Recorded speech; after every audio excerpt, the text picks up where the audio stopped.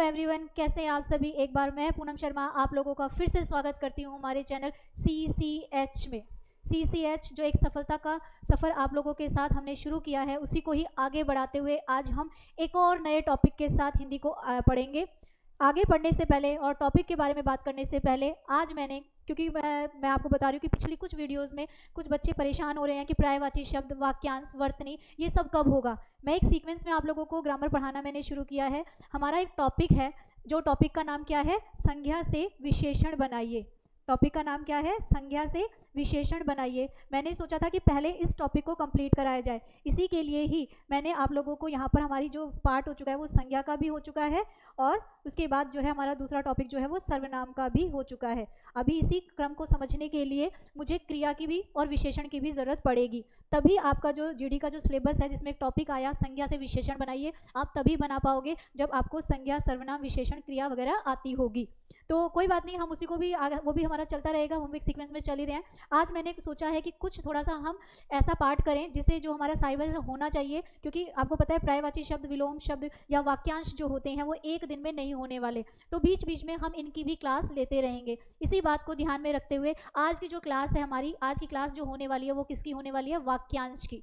बहुत ही important part है वाक्यांश का। आपका जो पेपर है उसमें आपको 2 से 3 क्वेश्चंस जरूर वाक्यांश से मिलने वाले हैं। ये वाक्यांश क्या होते हैं, ठीक, इन्हें कैसे पहचाना जाए और इन्हें याद करने का कौन सा ऐसा तरीका है आसानी से जिसे हम एग्जाम तक इन्हें याद कर सकें। तो आज मैं आप लोगों को बिल्कुल मैं ये तो नहीं बोल सकती हूँ कि कोशिश करूँगी कि ईजी से ईजी जो तरीका हो जिससे आप एग्जाम में अपने वाक्यांश वाले पार्ट को कर सकें, मैं वो तरीका आज आपको बताऊँगी। तो समय बर्बाद नहीं करते हैं, समय की वैल्यू है, बार बार कहती आ रही हूँ, जिसने समय की कद्र की समय ने उसकी कद्र की। तो हम आगे बढ़ते हैं समय का सदुपयोग करते हुए। तो टॉपिक का लेते हैं हम आज वाक्यांश। सबसे पहले हम वाक्यांश वर्ड को समझेंगे कि वाक्यांश होते क्या हैं। देखिए, अगर हमारी हिंदी में हम क्या कहते हैं, वाक्यांश, वाक्य का, ये मेरा वाक्य और वाक्य का जो पार्ट है उसे मैंने बोला वाक्यांश। और आपका जो जीडी का सिलेबस है उसमें आपको एक टॉपिक दिया गया है वाक्यांश के लिए एक सार्थक शब्द। आपको वहां पर क्या दिया गया है, वाक्यांश के लिए एक सार्थक शब्द, यानी कि हिंदी में जो आप पूरे वाक्य यूज करते हो उस पूरे वाक्य के लिए पूरा वाक्य यूज ना करके, उपयोग में ना लाकर, उसके लिए एक पर्टिकुलर एक छोटा सा वर्ड यूज करें, और वो वर्ड भी कैसा होना चाहिए, सार्थक होना चाहिए। सार्थक का मतलब तो आपको पता ही है, सार्थक का मतलब होता है मीनिंगफुल, यानी कि वाक्यांश का जो ये अंश होता है ये सार्थक होता है। अब इसी को आगे डेफिनेशन तो कोई भी एग्जाम में पूछेगा नहीं, तो आज मैं कुछ सेलेक्टेड हमारे वाक्यांश लेकर आई हूँ जो कि हमारे एग्जाम में, प्रीवियस एग्जाम में आए हुए हैं। ये एक ही क्लास में नहीं होने वाले हैं, आपको टाइम टू टाइम इसकी और भी क्लासेस मिलेंगी, बट आज की क्लास में कोशिश करिएगा कि जितने वाक्यांश कराए गए हैं जो प्रीवियस पेपर्स में आ चुके हैं वो आज आपको क्लास में ही याद हो जाएं। तो पूरा बड़ा ध्यान लगाकर और पूरा मन लगाकर क्लास को लीजिएगा, क्योंकि आज की क्लास बहुत ही इंपॉर्टेंट होने वाली है। कम से कम ये क्लास आपको 2 to 4 मार्क्स के लिए प्रिपेयर करेगी। तो हम चले, अभी मैंने आप लोगों को बताया कि वाक्यांश क्या है, वाक्य का जो अंश है जो सार्थक है, यानी कि वाक्य का वो अंश जो सार्थक है, जिसका कुछ अर्थ है, उसको मैं क्या बोल सकती हूँ, वाक्यांश बोल सकती हूँ। तो जरा देखें, जरा हमने एग्जाम्पल के तौर पे लिया, जैसे मैं बोल रही हूँ जो किसी गुट में शामिल ना हो उसको एक नाम दो, जो किसी गुट में शामिल ना हो उसे एक नाम दो। अब हम सोचेंगे इसको हम क्या नाम दे सकते हैं, उसको हम नाम दे सकते हैं तटस्थ। अब ये तटस्थ क्या होता है, भारत के लिए मैं आपको एक एग्जांपल देना चाहूँगी। हमारी जो विदेश नीति है, हमारी जो गुट निरपेक्षता की नीति है, वो तटस्थ है। तटस्थ का मतलब होता है हम विश्व के किसी भी गुट में शामिल नहीं है। हमारा जो ये विश्व है 2 गुटों में बटा हुआ है, हम किसी भी शक्तिशाली गुट में शामिल नहीं है। तो मुझे अगर ये बात कहनी हो तो मैं इतना बड़ा सेंटेंस ना बोलूँ कि भारत किसी गुट में शामिल नहीं है, मैं ये कह दूँगी भारत एक तटस्थ देश है। तो मैं उसके लिए क्या वर्ड यूज़ कर सकती हूँ, तटस्थ वर्ड यूज़ कर सकती हूँ। तो हमें पता चला कि वाक्यांश होते क्या हैं।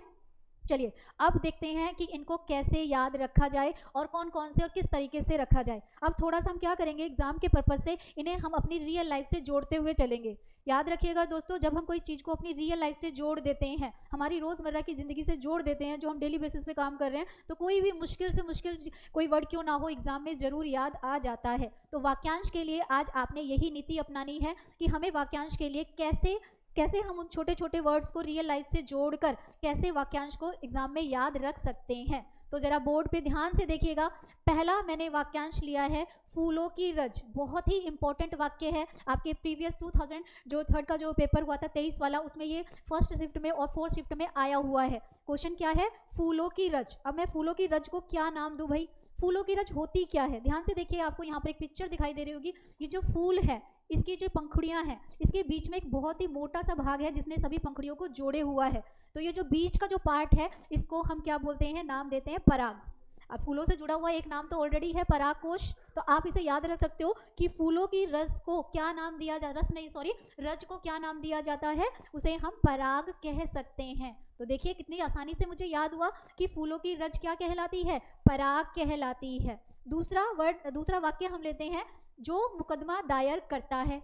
और एक और ही इससे जुड़ा हुआ हमारे पास वाक्य आता है, जिस पर मुकदमा चलाया या चल रहा हो या चलाया गया हो। तो दोनों के लिए हम क्या अलग अलग वर्ड यूज करेंगे, जिस पर मुकदमा चल रहा हो उसे वादी कहा जाता है, और जिस पर मुकदमा चल रहा हो उसे हम अभियुक्त कहते हैं। याद रखिएगा, दोबारा से ध्यान से देखिएगा, जो मुकदमा दायर करता है उसको हम क्या कहते हैं, उसको हम वादी कहते हैं। और जिस पर मुकदमा चल रहा हो, यानी कि अगर हम देखें, अभी हम कितने सारे हमारे रियल लाइफ की बात करें, अभी कुछ ही टाइम पे हमारे यहाँ कोलकाता में एक केस हुआ। अब उसमें जो भी क्रिमिनल हैं उन पर क्या चल रहा है, केस चल रहा है। तो हम ये कह सकते हैं कि वो कौन है, उन पर मुकदमा चल रहा है। तो मैं उन्हें क्या कह सकती हूँ, उन्हें मैं नाम दे सकती हूँ अभियुक्त का। यानी कि अभियुक्त कौन है, जिस पर मुकदमा चल रहा है। और अभी मुकदमा दायर कौन करेगा, इस मुकदमे को कोर्ट तक लेके कौन जाएगा, उस मुकदमे को कोर्ट तक लेकर जाएगा वादी। तो हम इसे आसानी से याद रख सकते हैं कि नहीं रख सकते हैं। मैंने कहा फूलों की रज कहलाई पराग, जो मुकदमा दायर करता है वो वादी, और जिस पर मुकदमा चल रहा हो वो कौन कहलाता है, वो अभियुक्त कहलाता है। अब थोड़ा सा इसका लेवल बढ़ाते हुए चलते हैं, ध्यान से देखिएगा। नंबर 4, 5 और 6, इनको मैं आपको तीनों को एक साथ याद करने का तरीका बताऊंगी। और बहुत ही गड़बड़ होती है इनमें, एक साथ एक जैसे से वर्ड लगते हैं, और जब एग्जाम में सामने होते हैं और मोस्ट एग्जाम्स में यूज होते हैं। आप इन तीनों को वेरी वेरी वेरी इंपॉर्टेंट समझिएगा, क्योंकि पेपर में ये जरूर आने ही आने हैं, और गलती होने के भी पूरे चांसेस हैं क्या ये, देखिए याद करोगे तो भूल जाओगे, लेकिन मैं थोड़ा सा आपकी हेल्प कर दूं तो याद रहेगा। मैंने कहा जिसे करना कठिन हो वो दुष्कर कहलाया, जिसे पाना कठिन हो वो दुर्लभ कहलाया, जहां पहुंचना कठिन हो वो दुर्गम कहलाया। लेकिन ये याद होते ही नहीं है। हम कैसे याद करें, हम इसे याद करेंगे एक एग्जाम्पल से, या एक छोटी सी हमारी जो रियल लाइफ से जुड़ी हुई स्टोरी है उससे करेंगे। आप ध्यान से देखिए, मेरे पास 3 शब्द आए हैं। एक मेरे पास शब्द आया है दुष्कर, एक शब्द मेरे पास आया है दुर्लभ, और एक शब्द मेरे पास आया है दुर्गम। क्या वर्ड आया है मेरे पास, दुर्गम। इनको याद करने का तरीका क्या रहेगा, इसके लिए हम क्या करेंगे, हम अपनी रामायण को याद करेंगे। आप याद करिए, जब रामायण हुई थी और लक्ष्मण जी के प्राण जो है संकट में आ गए थे, तो उनके संकट को बचाने के लिए हमें एक जड़ी बूटी की जरूरत थी। वो जड़ी बूटी थी संजीवनी, और संजीवनी को लाने के लिए जो रास्ता था वो था बहुत कठिन, क्योंकि समुद्र को पार करके जाना था, तो उसको पार करना क्या था, कठिन काम था। तो हम इसी छोटी सी बात से क्या कर सकते हैं, हम इसे याद रख सकते हैं। तो सबसे पहले लक्ष्मण जी के जो हमें प्राण बचाने थे, यानी जो है राम के नहीं सॉरी लक्ष्मण जी के जो प्राण बचाने थे, उसके लिए वो काम क्या था, मुश्किल था। काम मतलब काम क्या था, वो मुश्किल था। तो यानी कि हम कह सकते हैं, यहाँ पर वैसे भी एक वर्ड आया है, देखो जरा, जिसे करना कठिन हो। करना मतलब काम, कर काम ही होता है, कर से बना दुष्कर, यानी कि सबसे मुश्किल काम क्या था, लक्ष्मण जी के प्राण बचाना था। तो मैं ये याद रख सकती हूँ कि सबसे मुश्किल काम क्या था, कौन सा काम करना मुश्किल था, लक्ष्मण जी के प्राण बचाना मुश्किल था। तो वो कौन सा काम हुआ, वो दुष्कर काम हुआ। अब जिसे पाना कठिन था, सबसे कठिन काम क्या था, संजीवनी बूटी को लाना, जो कि बहुत दुर्लभ है, हर जगह मिलती नहीं है, ठीक है। दूसरी किसको लाना था, संजीवनी बूटी को लाना था, यानी कि हम कह सकते हैं दुर्लभ क्या हो गया, जो संजीवनी बूटी है। तो मैं ये याद रख सकती हूँ कि संजीवनी के लिए क्या वर्ड याद रखे, दुर्लभ। तो हम इसे जोड़कर कर सकते हैं, जिसे पाना कठिन हो वो काम क्या है हमारा, दुर्लभ है। अब तीसरी बात, उस जड़ी बूटी को लाएगा कौन, उस जड़ी बूटी को लाने वाला काम किया हनुमान जी ने। उसको लाने वाला काम किसने किया, हनुमान जी ने किया। हनुमान जी ने कौन सा काम किया, जो दुर्गम था। हनुमान जी ने कौन सा काम किया, जो दुर्गम था। दोबारा ध्यान से एक बार समझकर, बड़े उससे गलती नहीं होगी। 2 तरीके से बताया, एक तो हम कैसे पहचान सकते हैं, जिसे करना, कर से करना, और करना क्या होता है, काम, यानी कि उससे मुझे याद हो गया दुष्कर। आप ये देखिए, इसमें और इसमें कर शब्द पीछे नहीं लगा है, इसमें मेरे पास क्या लगा है, कर लगा है, और यहाँ पर करना है। एक तो ये, अगर सेंटेंस में थोड़ा ऊपर नीचे हुआ तो हम अपने एग्जाम्पल वाला काम देख लेंगे। सबसे पहले मैंने आपको बताया सबसे दुष्कर काम क्या था, लक्ष्मण जी के प्राण बचाना। तो आप ये कह सकते हो कि लक्ष्मण जी के प्राण बचाना दुष्कर है।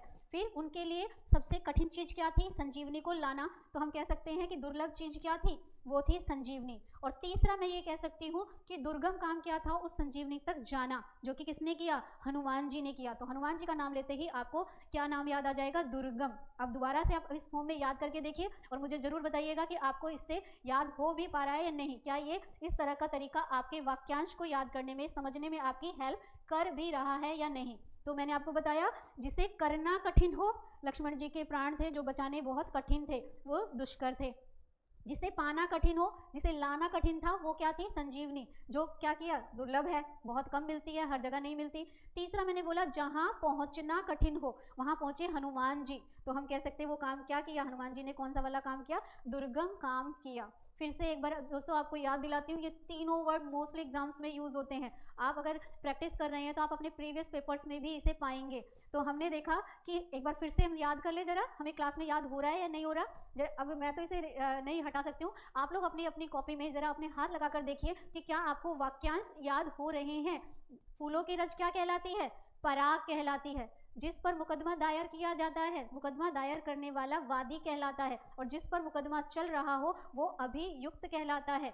और तीनों को एक साथ याद करिएगा और उदाहरण के साथ याद करिएगा, नहीं भूलेंगे। जिसे करना कठिन हो, दुष्कर है। जिसे पाना कठिन हो, दुर्लभ है। जहां पहुंचना कठिन हो, दुर्गम है। दुष्कर से रिलेटेड लक्ष्मण जी को याद रखना है, दुर्लभ से रिलेटेड संजीवनी को याद रखना है, और दुर्गम से हमें हनुमान जी को याद रखना है। तो इस तरह से क्या होगा, हमारी हेल्प हो जाएगी और हम क्या करेंगे, आसानी से वाक्यांश के लिए गड़बड़ नहीं होगी, मतलब हम आराम से वाक्यांश को पहचान लेंगे। एक बार और देख लो, अगर किसी को अगर दोबारा से देखना है तो आगे बढ़े। फिर फूलों की रज क्या कहलाई, पराग। एक मैंने जो एग्जाम्पल लिया ये भी बहुत इंपॉर्टेंट है, क्योंकि हमारे देश से जुड़ा हुआ एग्जाम्पल है। भारत एक तटस्थ देश है, वो किसी गुट में नहीं है, तो जो किसी गुट में शामिल ना हो तो वो क्या कहलाता है, वो तटस्थ कहलाता है। चलिए आगे बढ़ते हैं। अब एक और चीज यहाँ पर देखिए, आपको एक पिक्चर दिख रहा होगा, इस पिक्चर से हम ना वाक्यांश को याद कर सकते हैं। हमें पता है सूरज हमारा उदय भी होता है और अस्त भी होता है। अब पेपर में आपको दिया जिसके पीछे से सूर्य का उदय होता है, जिस पर्वत जिसके पीछे से सूर्य का उदय होता है, उदय मतलब उगना, यानी कि उसे क्या कहा जाता है, उद्यांचल कहा जाता है। लेकिन अगर मैं पेपर में उल्टा कर दूं कि वो पर्वत जहां से सूर्य क्या होता है, अस्त होता है, तो उसे हम क्या बोलते हैं, अस्तांचल कहते हैं। क्या कहते हैं, अस्तांचल कहा जाता है। याद रखिएगा, दोनों इंपॉर्टेंट हैं। आप सूर्य के उदय होता हुआ दिखाई दे तो वो उद्यांचल है, अगर सूर्य आपको अस्त होता हुआ दिखाई दे तो वो अस्तांचल बन जाता है। पेपर में आपको दोनों ही फॉर्म में पूछा जा सकता है। चलिए अब थोड़ा सा और आगे चले। क्वेश्चन आपके पास वाक्यांश आया, बिना देख रेख का जानवर।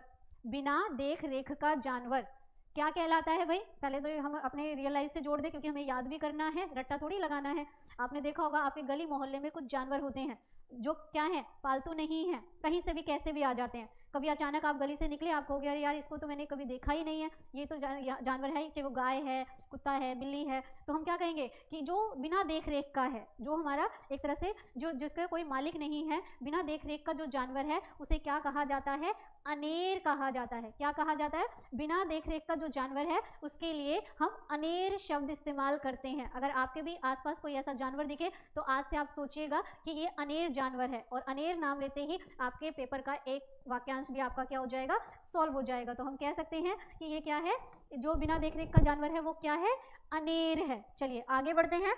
अब एक अपने उस फ्रेंड को याद रखिए जो बहुत बहुत बोलता है, सारा दिन बोलने का ही काम है। आज से अपने दोस्त का नाम चाहे रोहन हो, मोहन हो, सोहन हो, कुछ भी हो, आप उसका नाम बदल कर रख दीजिए वाचाल। आपको याद हो जाएगा बहुत बोलने वाला कौन है, वाचाल। एक बार राहुल, मोहित, सोहित या जो भी सुनीता, गीता, आपकी कोई भी फ्रेंड हो, आप उसको एक बार वाचाल बोलकर देखिएगा। आपको हमेशा के लिए, एक बार तो आपको हंसी आएगी, लेकिन आपके एग्जाम के लिए एक वाक्यांश रेडी हो जाएगा। हम कह सकते हैं कि जो बहुत बोलता है उसके लिए क्या कहा जाएगा, क्या वर्ड हम यूज करेंगे, वाचाल। चलिए अब और थोड़ा सा आगे चले, हम आगे चलते हैं। हमारे घर में हम कुछ फंक्शन करें ना करें या कुछ ऐसा ना हो, कुछ मेहमान हमारे ऐसे हैं जिन्हें आप बुलाओ या मत बुलाओ वो खुद आ जाते हैं। तो उनके लिए क्या करें भाई, उनके लिए भी एक वाक्यांश, उनको भी एक सार्थक नाम दे दें। उनको हम क्या नाम दें, हम उनको नाम कहेंगे अनाहुत। अब मैं यहाँ पर आपको एक इंपॉर्टेंट चीज़ बताऊंगी, याद रखिएगा।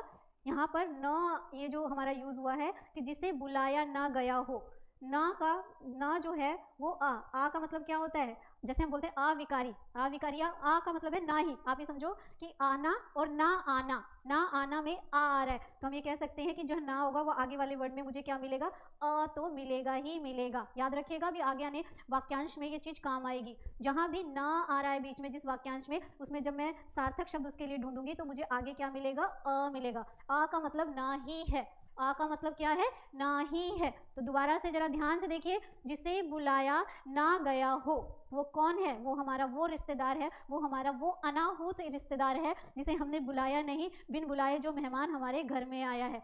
बोल मत देना, नहीं तो कोई बुरा मान जाएगा। सिर्फ आपने अपने माइंड में रखना है, जब भी आप अपने घर में किसी मेहमान को देखिए जिसे आपने बुलाया नहीं, तो अपने माइंड में एक बार वाक्यांश को रिकॉल कर लीजिएगा कि ये तो अनाहूत आ गया है, तो याद रह जाएगा, एग्जाम में आप भूलोगे नहीं कि जिसे बुलाया ना गया हो वो कौन है, अनाहूत है। ठीक है, चलिए अब और इंपॉर्टेंट एक और पार्ट ले ले। आपके पेपर में आया जिसकी पत्नी मर गई हो, ये भी आ सकता है कि जिसका पति मर गया हो। पहले तो देख ले, जिसकी पत्नी मर गई हो। अब जिसका पति मर गया हो तो उसके लिए तो हम विधवा वर्ड यूज करते हैं। विधवा हमारा हिंदी में यूज हो जाता है, अलग अलग मदर टंग में इनके लिए अलग अलग वर्ड भी यूज हो सकते हैं, लेकिन जो हमारी प्रसिद्ध हिंदी है उसके अकॉर्डिंग तो इसमें क्या कहा जाता है, उसे विधवा ही कहा जाता है। तो अगर इसका उल्टा ले ले, जिसकी पत्नी मर गई हो उसे क्या कहा जाता है, उसे विधुर कहा जाता है। ध्यान से देखिएगा दोस्तों, दोनों में से कोई भी आ सकता है, जरूरी नहीं है कि आपसे ये बोले कि जिसकी पत्नी मर गई हो या जिसका पति मर गया हो। तो जिसकी पत्नी मर गई हो वो विधुर कहलाएगा और जिसका पति मर गया हो वो विधवा कहलाएगी। चलिए आगे बढ़ते हैं, और दो इंपॉर्टेंट हमारे वाक्यांश हैं जो दोनों हम एक दूसरे से रिलेट करेंगे।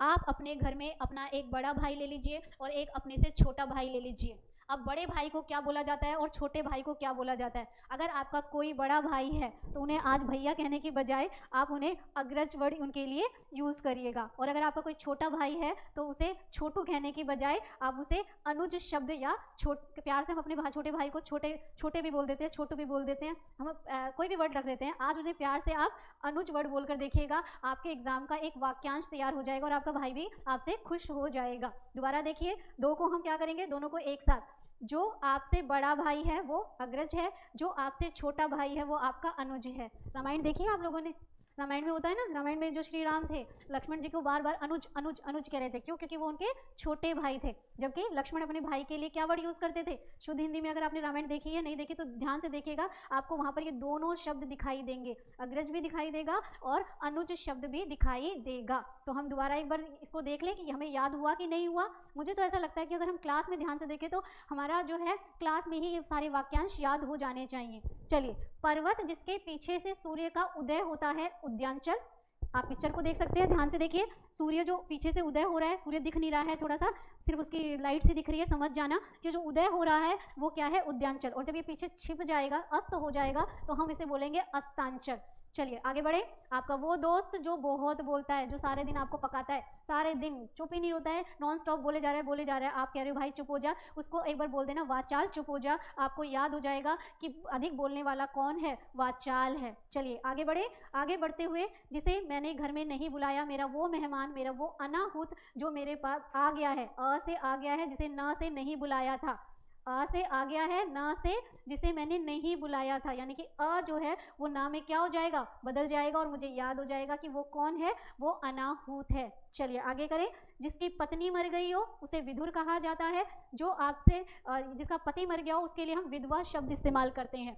अच्छा, ये मैंने आपको बताया, दोनों को आप एक साथ करिएगा। आपका जो बड़ा भाई है उसके लिए हम क्या शब्द इस्तेमाल करते हैं, और आपसे जो छोटा भाई है उसके लिए हम अनुज, क्या नाम उसका चाहे सोहन मोहन हो, थोड़े से दिन के लिए जब तक एग्जाम नहीं हो रहा अनुज रख दो, अनुज नाम भी अच्छा ही होता है, कोई बुरा नहीं है, इससे क्या होगा, वाक्यांश याद हो जाएगा। चलिए आगे बढ़े इसी क्रम में। चलिए अब देखते हैं, सब कुछ जानने वाला ऐसा तो दुनिया में कोई नहीं है, सिर्फ एक ही हमारी दुनिया से परे या हमारी दुनिया में एक ही है जो सब कुछ जानते हैं, वो है भगवान जी। और भगवान तो हर जगह है। अब मैं हर जगह की जगह क्या वर्ड यूज कर सकती हूँ, सर्वज्ञ, यानी कि भगवान जी कहाँ हैं, सब जगह हैं, यानी कि सब कुछ जानने वाला कौन है, ईश्वर है। और ईश्वर कहाँ है, एक जगह तो है नहीं कि मंदिर में ही मिलेगा, वो कहीं भी मिल सकता है। तो हम कह सकते हैं इसके लिए हम क्या वर्ड यूज कर सकते हैं, सर्वज्ञ। चलिए, जिसका आरंभ ना हो, अभी मैंने आपको एक छोटी सी बात बताई थी, माइंड में लेकर आइए।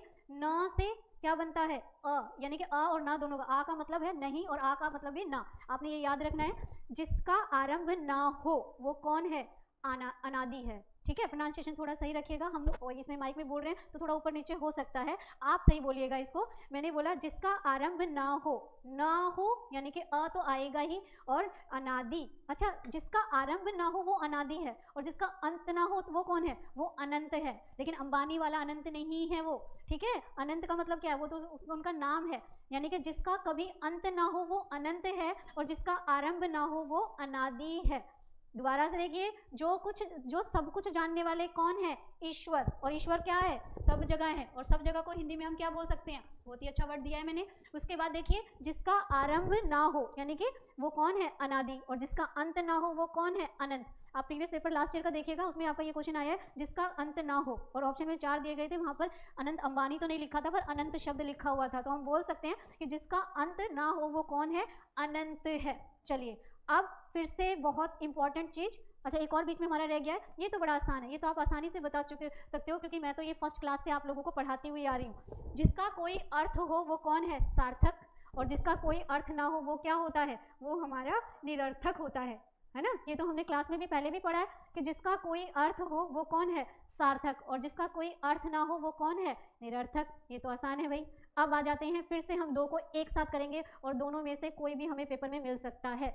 बहुत आसान तरीके से, बहुत ही इजी तरीके से समझेंगे। हमारे घर में दो तरह के लोग हैं, एक जो बहुत ज़्यादा पैसा खर्च करते हैं, और एक जो पैसे को बचाते हैं, है ना। आप कौन से में आते हो? बचाने वाले में से या खर्च करने वाले में? अपने आप से सोचिएगा। एक वो जो ज़्यादा खर्च करता है, एक वो जो कम खर्च करता है। जो ज़्यादा खर्च करने वाला है वो अपव्ययी है, और जो कम खर्च करने वाला है वो कौन है? वो मितव्ययी है। अब एक और तरीका बताती हूँ। यहाँ पर एक शब्द आया है अधिक। क्या शब्द आया है आपका? यहाँ पर एक शब्द आया है अधिक।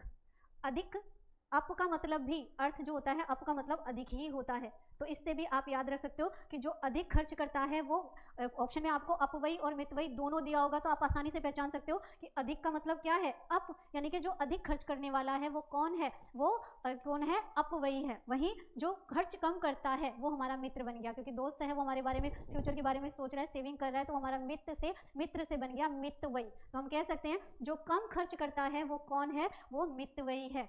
ठीक है। अब आप अपने आप को नाम दे लो, ज़्यादा खर्च करते हो तो अब वही नाम रख लो आज से अपना। सबके सामने मत बोलना, पर अपने आप को तो बताना कि मैं तो बहुत खर्चा करता हूँ, तो मेरा नाम अपव्ययी है। अगर आपके घर में कोई कम खर्च करता है, पैसों को बचाता है, और फ्यूचर के लिए बचाता है, बचाना चाहिए भाई, क्योंकि आपको पता है कि पैसा हमें हमारी जो इमरजेंसी होती है उसमें काम आता है। तो हमें भी क्या बनना चाहिए? अपव्ययी बनना चाहिए या मितव्ययी बनना चाहिए? हमें मितव्ययी बनना चाहिए। मितव्ययी बनेंगे तो मित्रों की भी सहायता कर पाएंगे, और सबसे बड़ी बात तो अभी क्लास में हम अपनी सहायता कर पाएंगे वाक्यांश को याद रखने में।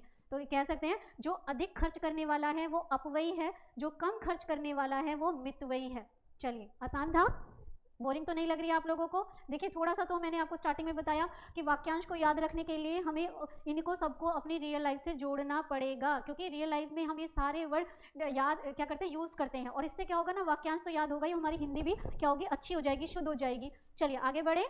अभी एक बार दोबारा देख ले। सब कुछ जो जानता है वो ईश्वर है, और ईश्वर के लिए हम सर्वज्ञ वर्ड यूज़ करते हैं। जिसका आरंभ ना हो वो अनादि है, और जिसका अंत ना हो वो अनंत है। अनंत अंबानी नहीं, अनंत है, नाम है बस। जिसका कोई अर्थ हो वो सार्थक है, जिसका कोई अर्थ ना हो वो निरर्थक है। जो हमारे घर में, या मैं खुद ही क्यों ना हूँ, अगर मैं अधिक खर्च करती हूँ तो मैं अपव्ययी हूँ। अगर मैं पैसे को बचाती हूँ तो मैं किसी की मित्र हूँ, सहायता वाली हूँ, मैं मितव्ययी हूँ। चलिए आगे बढ़े। अब आगे बढ़ते हुए देखते हैं हमें क्या करना है। कुछ हमारे बेसिक वर्ड भी हैं जो यूज़ करते हैं हम, जो एग्जाम में कभी कभी आ जाते हैं। जैसे प्रतिदिन होने वाला क्या कहलाता है? दैनिक। सप्ताह में एक बार होने वाला क्या कहलाता है? साप्ताहिक। वर्ष में एक बार होने वाला क्या कहलाता है? वार्षिक। वर्ष में जो वार्षिक की बात करते हैं, नीचे से ऊपर की तरफ चलते हैं। वार्षिक यानी कि आपका जो जन्मदिन है, या हमारे जो त्यौहार हैं, वर्ष में कितनी बार आते हैं? एक बार आते हैं। तो हम इसे कहते हैं, या किसी की शादी की जो सालगिरह होती है वो हर महीने थोड़ी आती है, साल में एक बार आती है। यानी कि वर्ष में एक बार होने वाला कौन है? वार्षिक है। सप्ताह में एक बार होने वाला कौन है? साप्ताहिक है। प्रतिदिन होने वाला कौन है? दैनिक है। ये तो थोड़ा सा आसानी से जल्दी से याद हो जाएगा, क्योंकि हम इसे डे टू डे लाइफ में यूज़ करते हैं। चलिए एक बार और दोबारा से देख लें, क्लास में ही याद कर लें। क्लास के बाद हमारे पास ऑलरेडी बहुत सब्जेक्ट्स हैं। रीजनिंग है, जीएस का तो एंड ही नहीं है। जीएस में तो जितना पढ़ लो उतना कम है, तो कम से कम हिंदी को तो क्लास तक ही सीमित रहने दें। और मैं तो आपसे कहती हुई आ रही हूँ कि हिंदी को अगर समझ लिया ना, तो ये जो वर्दी वाला जो आपका पार्ट है, जो आप कह रहे हैं वर्दी जीतनी है, यानी कि हम हिंदी से वर्दी को जीत जाएंगे। पर जीतेंगे कब? जब हम पूरी मेहनत और लगन के साथ कोई काम करेंगे। तो मैंने आपसे कहा सब कुछ जानने वाले ईश्वर हैं, उनके लिए नामकरण कर दो। जिसका आरंभ ना हो वो अनादि है, जिसका अंत ना हो वो अनंत है, जिसका कोई अर्थ हो सार्थक है, जिसका कोई अर्थ ना हो निरर्थक है। अधिक खर्च करने वाला, अधिक से बना अप का अर्थ ही मतलब ही क्या होता है? अधिक। ठीक है, तो इससे मुझे याद हो गया है क्लास में ही, अप से बना अधिक और अधिक खर्च करने वाला हुआ अपव्ययी।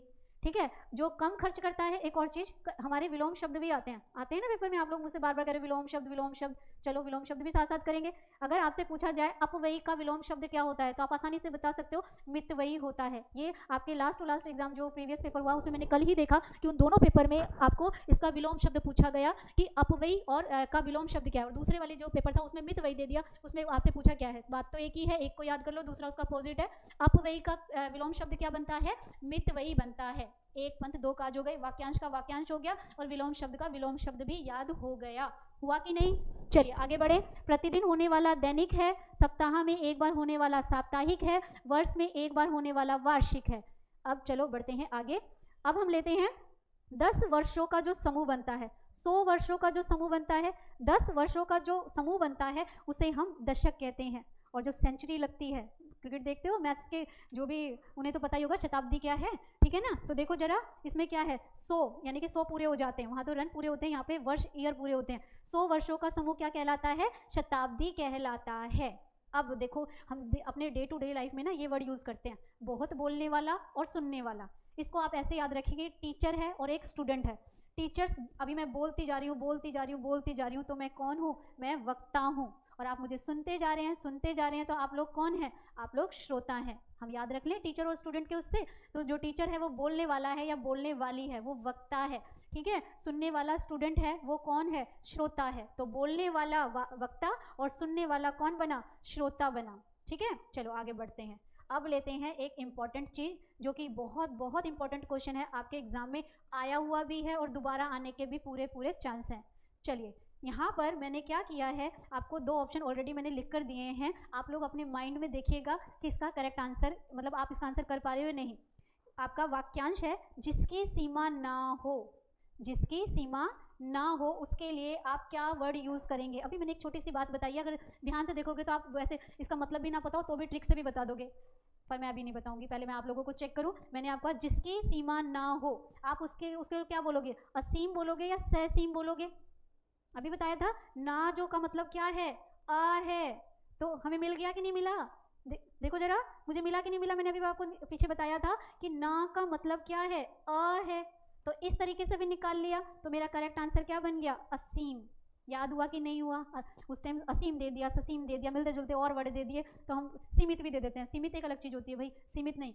जिसकी सीमा ना हो वो कौन है? असीम है। सीमित जो वर्ड यूज होता है वो हमारे वस्तुओं के लिए होता है, जो चीज़ें सीमित हैं, जो खत्म हो जाती है, जैसे हम कहते हैं ना नवीनीकरण होता है, या जो living thing non living thing, उनके लिए हम वहाँ यूज़ कर सकते हैं। बट यहाँ पर हमारे पास जो शब्द है जिसकी सीमा ना हो वो कौन है? वो असीम है। फिर से इस बात को याद रखिएगा कि ना का मतलब अ ही है और आ का मतलब ना ही है।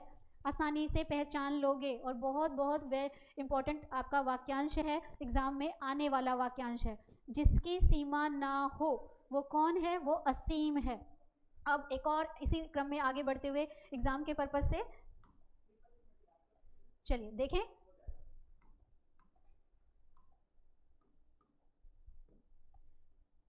आगे बढ़े, ये तो हमें समझ में आ गया। जिसकी सीमा ना हो वो कौन है? असीम है। अच्छा, जो पहले कभी ना हुआ हो, अब ना आ रहा है तो ये तो याद हो ही गया होगा आई थिंक क्लास में कि अ तो आगे आएगा ही आएगा। जो पहले ना हुआ हो, पहले क्या होता है? भूतकाल, यानी कि भूत शॉर्ट फॉर्म में, वो डराने वाला भूत नहीं बोल रही हूँ, भविष्य काल को शॉर्ट फॉर्म में मैं यहाँ पर क्या बोल रही हूँ? भूत वर्ड आ गया है ना। जो पहले कभी ना हुआ हो यानी कि वो क्या बन जाएगा? अभूतपूर्व। याद होता है कि नहीं होता है? ध्यान से देखिए, पहले मतलब भविष्य में, जो भूतकाल है, जो पहले हुआ कि नहीं हुआ, तो यहाँ पे वो वर्ड तो आ ही रहा है, पूर्व मतलब पहले, और ये क्या है? अ, इसमें आएगा ही आएगा। तो हम कह सकते हैं जो पहले कभी ना हुआ हो, जो पहले कभी ना हुआ हो वो क्या कहलाता है? अभूतपूर्व कहलाता है। ठीक है, एक और जो कभी बूढ़ा ना हो। बूढ़ा तो कोई भी नहीं होना चाहता, आप होने चाहते हो क्या? कोई भी नहीं चाहता है, लेकिन भाई भगवान जी का बनाया हुआ नियम है, बुढ़ापा तो आएगा, एक ना एक दिन तो ज़रूर आएगा, चाहे बचपना हो जवानी हो, बुढ़ापा भी एक दिन आना ही है।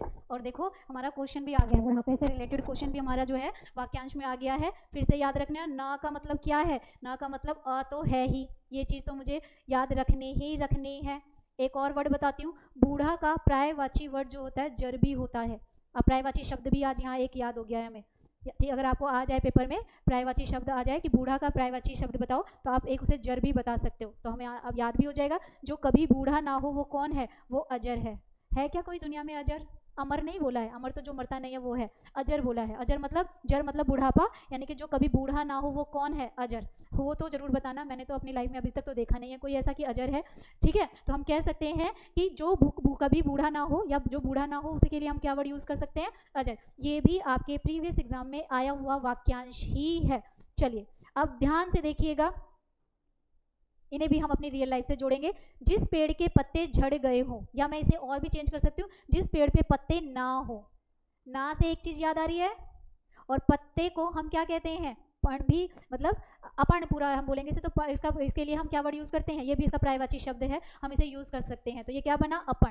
ठीक है, चलिए, जो इस पेड़ के पत्ते गिर गए ये हमें पता चल गया। अब एक लास्ट लेते हैं, बहुत बहुत बहुत इंपॉर्टेंट है, किसी के पीछे चलने वाला। किसी के पीछे चलने वाला। जरा आप लोग टीवी देखते होगे तो देखते हो कि आजकल ना हमारे यहाँ धार्मिक आंदोलन की बड़ी बाढ़ सी आई हुई है। हर कोई अपने अपने जो है भक्तगण बना के, कोई इस गुरु जी को मानता है, इस गुरु जी को मानता है, और जो वो वहाँ पर शिक्षा देते हैं ना, उसी के अकॉर्डिंग अपनी रियल लाइफ में वो काम करना शुरू कर देते हैं। तो वो किसी के पीछे पीछे चल रहे हैं। उन्होंने कहा आपने दिन में 2 बार पूजा करनी है, तो वो दिन में 2 बार पूजा करेंगे। वो कहेंगे आपने घर में मूर्ति नहीं लगानी, तो वो घर में मूर्ति नहीं लगाएंगे। तो वो क्या कर रहे हैं? वो क्या कर रहे हैं? किसी के पीछे पीछे चल रहे हैं। अभी जो पीछे पीछे चल रहे हैं जो भक्तगण हैं, वो सारे के सारे कौन है? अनुगामी है। वो सारे के सारे कौन है? अनुगामी है। अच्छा, यहाँ पर हम थोड़ा सा और याद करने के लिए, जैन धर्म और बौद्ध धर्म, आपने देखा होगा, आपने सुना होगा, जैन धर्म के बहुत सारे अनुयायी थे, है ना? अनुयायी का मतलब बौद्ध धर्म को मानने वाले, उनके पीछे पीछे चलने वाले कौन थे? बहुत सारे अनुयायी थे। जिसे हम, अगर हम इतना डीपली ना जाए तो हम कहेंगे भक्तगण, लेकिन भक्त तो वो मंदिर वाला हो जाता है ना। तो हम ये कहेंगे जिसके पीछे पीछे, जिस बात के पीछे पीछे, या जिस दर के पीछे हम किसी चीज़ के पीछे पीछे चले, तो उसके लिए क्या वर्ड यूज़ किया जाता है? उसके लिए अनुगामी वर्ड यूज़ किया जाता है। चलिए एक बार दोबारा से देखते हैं और क्लास में ही याद करते हैं। 10 वर्षों का समूह क्या कहलाता है? दशक। जो 10 वर्षों का समूह है वो क्या कहलाता है? दशक। जो 100 वर्षों का समूह बनता है, जहाँ 100 वर्ष कंप्लीट होते हैं, वो कहलाता है शताब्दी। जब बोलने वाली अध्यापक या अध्यापिका, इट मीन्स वक्ता, सुनने वाला छात्र यानी कि श्रोता।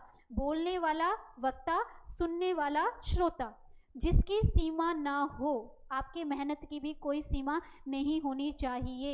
यानी कि जिसकी सीमा ना हो वो क्या है? आपकी मेहनत क्या होनी चाहिए? असीम होनी चाहिए, है ना? सीमा होगी तो फिर कैसे पेपर को क्रैक करेंगे? अगर हमारी जो मेहनत है वो असीम होगी, मतलब ये नहीं है मैं 4 घंटे पढ़ लिया मैं थक गया या मैं थक गई। हमें अगर कुछ अचीव करना है तो आपको पढ़ना पड़ेगा, और पढ़ने के लिए तो क्या है? पढ़ने की तो कोई सीमा होती ही नहीं है। जहाँ हमने इस पढ़ने की सीमा खींच दी, वहाँ तो हमारा जो है, आपको तो वैसे भी पता होगा, साइकोलॉजी में कहते हैं लर्निंग क्या होता है? कॉन्टिन्यूस प्रोसेस होता है, सीमा नहीं होती, लगातार चलता है। तो हमें तो रोकना ही नहीं है, जब तक वर्दी मिल नहीं जाती तब तक हमने उसकी सीमा बनानी ही नहीं है। यानी कि जिसकी सीमा ना हो वो कौन है? असीम है। जो पहले कभी ना हुआ हो। 2 बातें फिर से आपको याद दिला रही हूँ। ना का मतलब आ और आ का मतलब ना। पहले का मतलब भूत, यानी भूत वो डराने वाला भूत नहीं है, यानी कि जो चीज़ पहले कभी ना हुई हो, तो हम क्या कह सकते हैं? अभूतपूर्व। अच्छा, प्रधानमंत्रियों के बारे में भी तो बात होती है, राष्ट्रपति हैं, पहले ये थे, इस ईयर में ये थे, तो अभूतपूर्व। हम ये वर्ड जो है अपने उसमें सुनने को मिलता है कि अभूतपूर्व, या जो है उस तरह जो पहले कभी ना हुआ हो। उल्टा हो गया ये तो। अभूतपूर्व का मतलब है जो कभी ना हुआ हो, वो तो पहले रह चुके हैं, तो हम ये रहने देते हैं। हम अपने आप से ये याद रखेंगे कि जो पहले कभी ना हुआ हो वो क्या है? अभूतपूर्व है। जो कभी बूढ़ा ना हो, बूढ़ा का पर्यायवाची शब्द मैंने अभी आपको बताया जर कहते हैं, तो और ना का मतलब आ है, तो मुझे क्लास में ही याद हो गया कि जो कभी बूढ़ा ना हो उसे क्या कहेंगे? अजर। जिसके पत्ते झड़ गए हो और किसी के पीछे चलने वाला, दोनों याद रखिएगा। इसमें सेंटेंस में थोड़ा चेंज कर सकते हैं, जिस पेड़ पे पत्ते ना हो, है ना? या हम ये भी कह सकते हैं जिस पेड़ के पत्ते झड़ गए हो। झड़ने का मतलब क्या है? नहीं है, ना तो आ ही रहा है, ना आ रहा है तो मुझे यहाँ पर आगे दिख रहा है। साथ ही किसी के पीछे चलने वाला कौन है? आप किसके पीछे चलते हो भाई? अब आप लोग भी तो हमारे पीछे पीछे चल रहे हो, जैसे जैसे बाकी टीचर्स आपको पढ़ा रहे हैं आप उन्हीं का ही अनुगमन कर रहे हैं। तो आप अनुगमन कर रहे हैं यानी कि आप सब क्या हैं? अनुगामी हैं। चलिए बहुत हो गई याद करना, थोड़ा सा एक इनको चेक करें कि कितना याद रह गया और कितना याद नहीं रहा।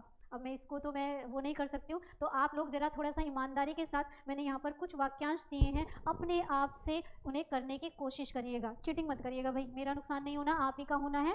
जल्दी से 1-2 मिनट, ज़्यादा टाइम समय नहीं लगने वाला है। जो हमने क्लास में अभी याद किया, कितना याद हुआ? पूरा 100% तो नहीं, पर 70-80 तो हुआ होगा। 1-2 बार करोगे तो पूरा 100 भी हो जाएगा। फटाफट से करिए। मैंने आपको दिया है, जिसे करना कठिन हो, बिना देखरेख का जानवर, जो अधिक खर्च करता हो, जो पहले कभी ना हुआ हो, जिसका आरंभ ना हो, बड़ा भाई, छोटा भाई और फूलों की रज। सारी तो कराए हैं, कर ले क्या साथ साथ, माइंड में देखना कितना याद हुआ। जिसे करना कठिन हो, क्या करना कठिन था? लक्ष्मण जी के प्राण बचाने कठिन थे। क से करना, और उससे क्या बनता है? ये देखिए दुष्कर, यहाँ भी कर और यहाँ भी कर आया। आया कि नहीं आया? पर इतना ओवर कॉन्फिडेंस अच्छी बात नहीं होती है। उदाहरण को माइंड में रखिएगा कि सबसे मुश्किल काम जो था, कठिन काम जो था, वो लक्ष्मण जी के प्राण बचाना था। तो हम कह सकते हैं जिसे करना कठिन है वो क्या है? दुष्कर। बिना देख रेख का जानवर, अभी तो बताया, गली में पहले कभी नहीं देखा। हम कहते यार इसको तो हमने, इसको तो चाहे वो कुत्ता है, बिल्ली है, गाय है, यार ये यहाँ गाँव में खासकर होता है, यार ये तो अपने यहाँ का जानवर नहीं लग रहा है। यानी कि वो कौन है? बिना देख रेख का जानवर है, वो अनेर है। जो अधिक खर्च करे, अभी मैंने आपको पीछे बताया था, अधिक का मतलब क्या होता है? देखिए अधिक का मतलब क्या है? अप, और अप का मतलब भी तो अधिक ही होता है। अधिक खर्च करने वाला कौन है? अपव्ययी है। और कम खर्च करने वाला कौन है? मित्र है आपका, मितव्ययी है। वो पैसे बचाकर एक दिन आपको दे देगा। जो कभी पहले कभी ना हुआ हो, देखिए ना आ रहा है, पहले यानी कि भूतकाल में कभी पहले ना हुआ हो, पहले कभी ना हो, तो वो क्या बन गया हमारा? अभूतपूर्व। जिसका आरंभ ना हो, वो अनंत अंबानी नहीं है, वो अनादि है। और जिसका अंत ना हो, वो अनंत है, पर वो अंबानी वाला अनंत नहीं है। चलिए आगे, बड़ा भाई, मैंने आपको कहा था आपके बड़े भाई और छोटे भाई को आज बोलकर देखिएगा, खुश हो जाएंगे कि बड़ा भाई जो होता है उसके लिए हम क्या वर्ड यूज़ करते हैं, और जो छोटा भाई है उसके लिए हम क्या वर्ड यूज़ करते हैं। याद आया कि नहीं आया? लक्ष्मण जी को, राम जी को ही कर लीजिएगा, भाइयों की बात होती है तो सबसे ज़्यादा उन्हीं की ही चर्चा की जाती है। तो राम जी के लिए आप ये नाम रख दीजिए, और लक्ष्मण जी के लिए ये नाम रख दीजिए। और सबसे इंपॉर्टेंट जो मैंने स्टार्टिंग में लिया, मैंने आपको बताया कि एक फूल जो है जिनसे जुड़ा हुआ है, जो बीच का पार्ट है, ठीक है, उसको हम क्या कहते हैं? फूलों की रज कहते हैं। फूलों की रज के लिए हम क्या इस्तेमाल कर सकते हैं? पराग शब्द इस्तेमाल कर सकते हैं। देखिए मैंने कोशिश तो पूरी की है कि आज की क्लास में जितने भी मैंने वाक्यांश आपको कराए, कि आशा करती हूँ कि आपको समझ में भी आए होंगे और याद करने का आसान तरीका भी आपको मिला होगा।